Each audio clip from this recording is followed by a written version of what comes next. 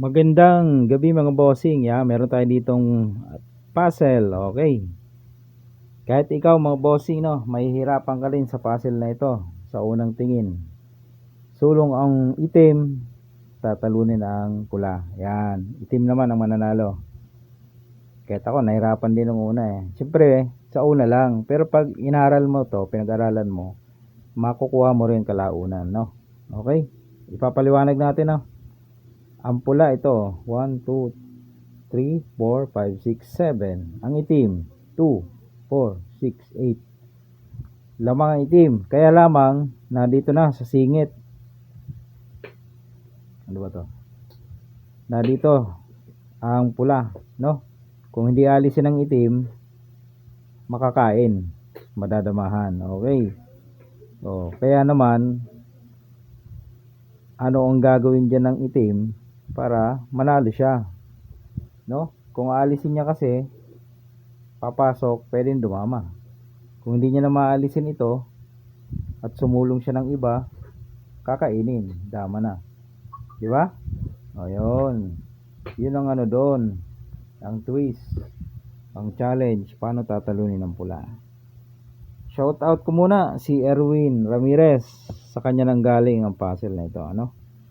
Sinend lang sa atin. So atin namang ipineflex ngayon. Para sa mahilig sa puzzle.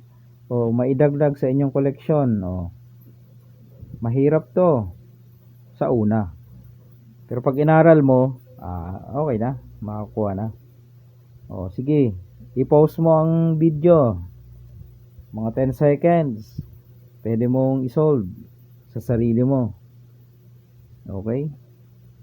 After 10 seconds, kung hindi mo makuha, ipapakita ko na. O yan, start tayo. Ano kaya ang magandang sulong dito ng pula?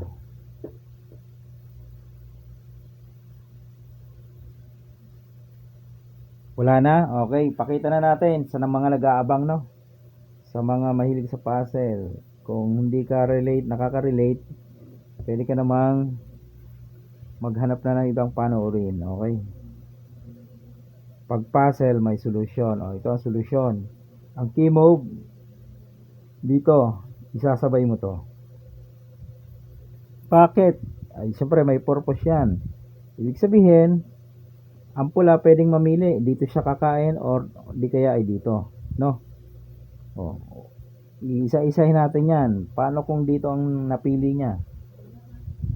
O, kapag dyan, kakain ka ng atras,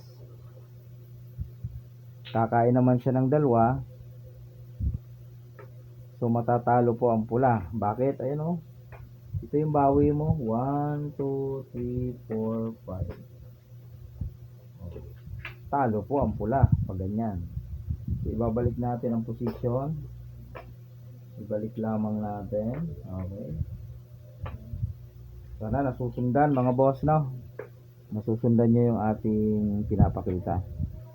May choices ang kain, kaya ating inano,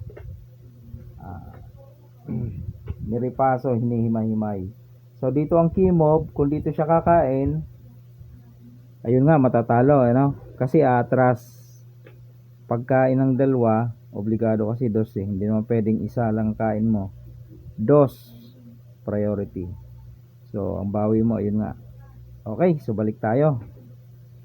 Yan. Tapos na tayo dyan. Dito naman tayo. Paano kung dito siya kumain?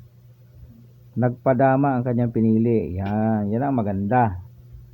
Ang gagawin mo naman dyan, ang gagawin mo dyan para manalo, dito. May sabay na naman. So, ibig sabihin, bawal ulit siyang kumain ng isa. Kasi mas ipa-priority niya yung dalawang kain. O, yun naman talaga ang nasa rules eh. So, kakain ng pula, dalawa. So, kita na ba ang panalo? Parang malabo pa, no? Wala pa. Ang next mong step dyan, dito ka. Singit ka ngayon. Kakain siya ng dalawa. Ayun. 1, 2. Okay. Kita na ba? May nakikita na? Parang malabo pa rin. Paano mananalo? Tatatlo na lang natira. Ganito nung gagawin mo. Pakain mo to. Yan, yan, may makikita ka na dito. So pagkain niya, huwag yun ang ikakain mo. Pwede ka naman dito eh. 'Di ba? May option ka dito eh. Ito ang magandang kain para yung dama niya, ayun oh, kakain oh. Iyan, o di nakita rin. Kain ka ng tatlo. 1, 2, 3, dama pa.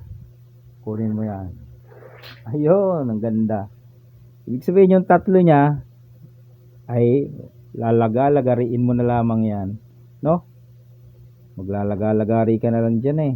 Oh, dito siya. Dito siya. Ibibigay. Dito lang. Hahabulin mo lang yan dito eh. So pagbaba, ilalak mo. Ayun, baboy. Okay mga bossing. Oh, yan.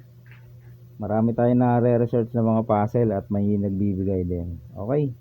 Follow for more mga bossing, no? Para updated ka sa mga bagong puzzle, mga dama tutorial na ating i-upload. Alright, salamat po sa panonood, sa suporta sa larong dama. Ingat po kayo lagi at God bless po.